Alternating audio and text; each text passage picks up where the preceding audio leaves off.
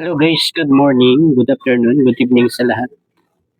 Guys, nandito tayo para mag-reaction dito sa, ewan ko ba kung legit kalingap ito or isang kolorum din. Guys, ito ay nakikikontent lang siguro sa kalingap. Lalong-lalo na sa mga vlog ni Kalingap Rob.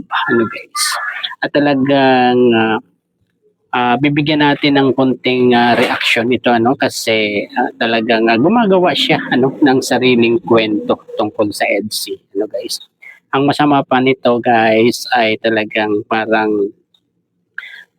yung kwento niya ay hindi naman nangyayari sa vlog ni Kalinga Prab. Parang iniiba niya ang kwento ng EDSI at parang pinapalabas niya rito na may sikreto na ibinulgar itong si Kalingap Edo. Ganong yung mga pinapakita naman niyang picture ay napanood po natin yan. Ito yung nagpakain itong EDSI 101. Ito siguro ay yung part 93 guys or 92. Diba? Pero bago po yan, pakisuportahan po muna ang ama ng Kalingap, Kuya Val Santos Matubang, Ate Edna Vlogs at Kalingap Rap. Ito po guys, pakinggan nyo kung papaano siya mag-reaction at para malaman nyo na rin yung mga dapat din nyo pinapanood. Guys, nakapanood lang ako ngayon kasi talagang parang dumaan lang sa aking YouTube channel. At pinakinggan natin siya pero talagang fake news guys. Ito po, panoorin po natin. Magandang araw po mga kalingap. Tuloy po kayo muli dito sa aking munting channel, at sa channel ni Kalingap Rab, ang taong walang sawang tumutulong sa mga kababayan nating nangangailangan. Pero sa episode na ito, hindi lang tulong ang magbibigay ng emosyon sa inyo, kundi isang confession na hindi inaasahan, galing mismo kay Edo ng EDSI Love Team. Habang nag-aasikaso sina Kuya Rab at ang buong team sa isang outreach, tila may mabigat na iniisip si Edo. Tahimik, parang may gustong sabihin pero nagdadalawang isip. Si VNC, napansin agad ang kakaibang kilos ni Edo at tinanong ito kung may problema. At ayun guys, grabing gumawa ng kwento. Talagang habang nag-prepare daw si Kalinga Prab ng isang outreach. Ay talagang may napansin daw itong si Beyonce kay Kalinga Edo na nananahimik guys. Sa ganito pa lang guys ay parang gumagawa na talaga siya ng kwento dito sa EDSI guys, na alam naman natin na talagang hindi naman nangyayari talaga diyan sa part 92 ba yan o part 93, di ba? Kasi kilig na kilig tayo diyan sa part na yan guys, di ba?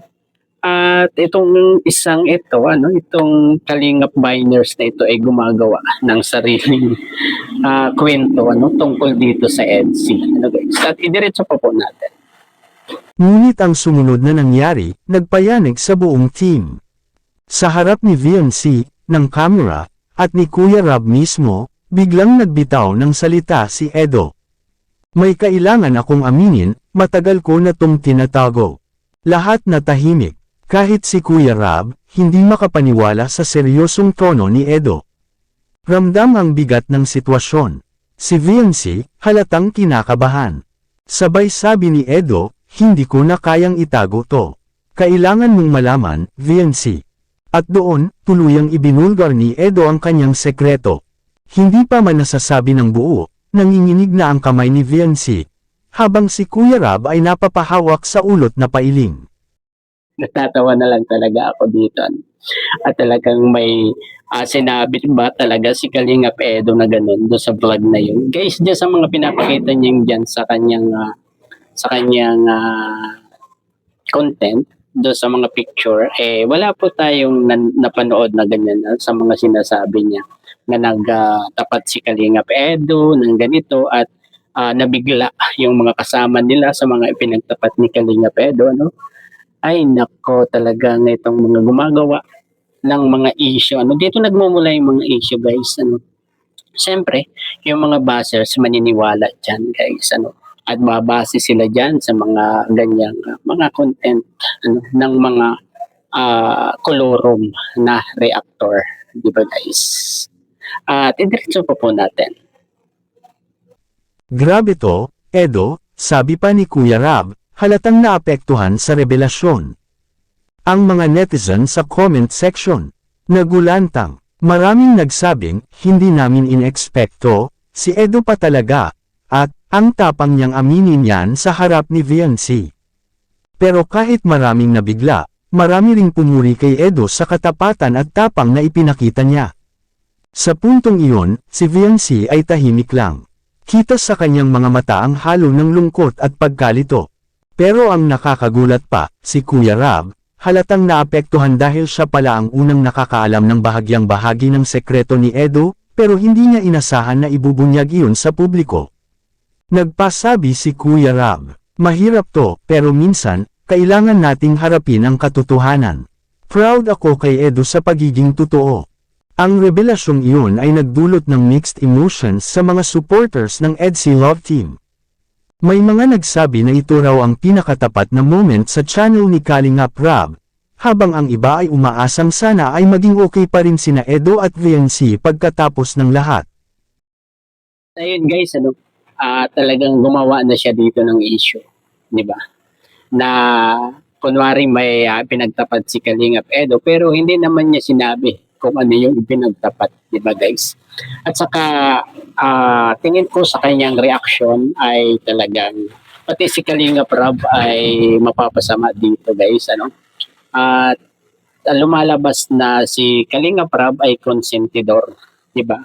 Dahil sabi niya rito alam ni Kalingap Rab yung sikreto ni Kalingap Edo, pero hindi niya akalain na ilalantad ni Kalingap Edo in public, di ba guys? Parang lumalabas dito na konsentidor itong si Kalingap Rab, di ba? Napakagaling talagang gumawa ng kwento nitong isang ito, Ito guys, dapat hindi natin panoorin. May stress lang tayo sa mga ganitong content, di ba?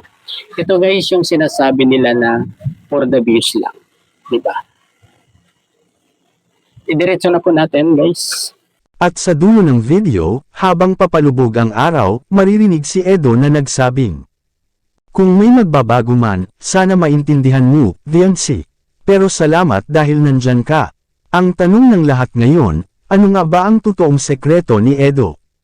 At magiging buo pa ba ang EDC Love Team pagkatapos nito? And guys, di ba? Talagang issue itong kanyang ginagawa na to, dahil nag-iwan pa siya ng isang katanungan, na buo pa ba daw ang EDC pagkatapos noong ipinagtapat ni Kalingap Edo. Diba guys? At alam naman natin na talagang hindi naman totoo yan. Talagang gawa-gawa lang niya yung kwento na yan. Wala tayong napanood sa vlog na ganyan, di ba? Kaya itong mga ganitong content guys, lalo na yung mga medyo mahihina ang pananampalataya dito kay Kalingap Edo at kay VNC, yung mga nagiging liquid pa diyan sa aming mga sulid, baliwala na to guys, pero ginawa natin ito ng konting reaction para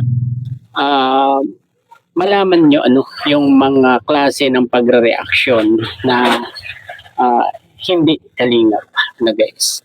Dapat kung mga legit na reactor guys ay andyan yung mukha niya, di ba guys? Andyan sa saka totoong boses niya yung naririnig natin, di ba guys?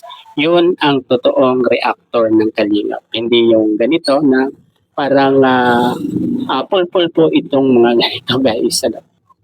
Ayun, hanggang dito na lamang po ang ating konting pagre-reaction dito sa kolorum na ito na gumagawa ng sariling kwento ng EDC guys. At magaling rin siya kasi magaling siyang gumawa at magtahi ng kwento tungkol sa EDC, kaya lang ay talagang parang pangit kasi fake news lahat yung kanyang ikinikwento guys. Buti lang kung totoo yung kanyang kwento, pero hindi guys. At paalaala lang guys, huwag tayong manood sa mga ganitong content ng mga kolorum na reactor. ano, kunwari kalinga pero hindi po sila totoong kalingap kasi bawal po sa kalingap reactor na mag-reaction nang wala kang participate dyan sa iyong video. Ano, ni hindi ka man lang nakikita yung mukha mo at kailangan totoong boses mo yung lumalabas dyan. Yung mga nakikinig, yung napapakinggan nyo, mga viewers. Ano, guys. Ayun, hanggang dito na lamang po. Bye-bye. God bless po sa lahat. Peace.